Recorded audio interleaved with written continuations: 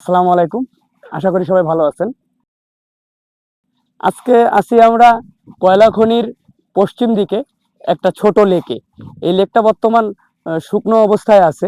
কয়লা খনির বর্জ্য পানি নিষ্কাশন হয়ে যায় এই লেক দিয়ে, এবং এই লেকের পাশে বিভিন্ন ধরনের অফিস আছে।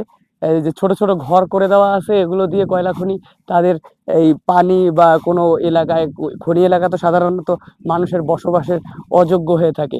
তো এই অযোগ্য খনি এলাকাটা আর খবর নেওয়ার জন্য বা কোনো সমস্যা হচ্ছে কিনা তার জন্য তারা ছোট ছোট অনেক ঘর তৈরি করে রাখছে। এগুলো অফিস, যেরকম নাম্বার দেওয়া আছে ওই সাইডে 10, 11, 12, ঠিক আছে, এরকম ভাবে নাম্বার দেওয়া আছে।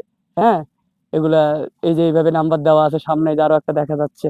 হ্যাঁ, এইভাবে দেওয়া আছে। পাশে কিন্তু সুন্দর বাগান আছে।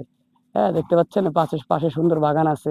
হ্যাঁ, ওই দূর থেকে দেখেন কয়লা খনির ধোঁয়া উঠতেছে, উপরের দিকে দেখা যাচ্ছে উপরে ধোঁয়া উঠতেছে কয়লা খনির ওখান থেকে বয়লিং এ তাপবিদ্যুতের ধোঁয়া উঠতেছে। তো কয়লা খনির বিদ্যুৎ কেন্দ্রের যেসব পানিগুলো, যেসব বিদ্যুৎ, এরা যে জলবিদ্যুৎ প্রকল্প আছে 450 মেগাওয়াটের, যে তারা বিদ্যুৎ তৈরি করে থাকে এই দিনাজপুর অঞ্চলের জন্য, সেই বিদ্যুতের যে পানিগুলো সাধারণত সেগুলো কিন্তু এইখান থেকে নিষ্কাশন হয়ে যায় এই পাশ দিয়ে। তো এই জায়গাটা একটা বিনোদনমূলক কেন্দ্র মতো, অনেক পাশে অনেক ফাঁকা জায়গা, বসে আড্ডা দেওয়ার মতো জায়গা। হ্যাঁ, খুব সুন্দর একটা পরিবেশ কিন্তু এই জায়গাটাতে বিরাজমান।